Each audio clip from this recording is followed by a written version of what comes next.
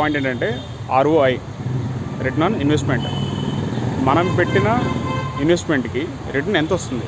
1 మంత్లో వస్తుందా, 6 మంత్స్లో వస్తుందా, 1 ఇయర్లో వస్తుందా, 2 ఇయర్, 5 ఇయర్స్, 10 ఇయర్స్, ఎంత కాలానికి ఎంత రిటర్న్ వస్తుంది? ఈ ఆర్ఓఐ అనేది ఒక ఏరియా బట్టి ఒక్కొక్క ఏరియాలో ఒక్కొక్కలా ఉంటుంది. ఇప్పుడు సపోజ్ ఆ ఏరియాలో కొద్దిగా కంపెనీస్ అవి కొద్దిగా వచ్చే అవకాశాలు ఎక్కువ ఉన్నాయనుకోండి, ఆ ఏరియాలో ఎక్కువ ఉండొచ్చు. కొద్దిగా వేరే ఏరియా ఉంటుంది, ఆ ఏరియాలో కొద్దిగా వచ్చే అవకాశాలు తక్కువగా ఉన్నాయనుకుంటే ఆ ఏరియాలో నార్మల్గా ఉంటుంది.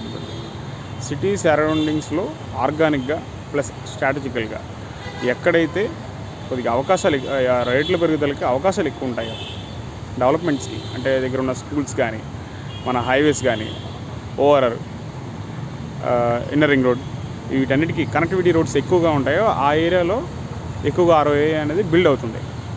మీరు చూసుకుని ఆ ఏరియాలో ఇన్వెస్ట్మెంట్ చేయగలిగితే మీరు తప్పకుండా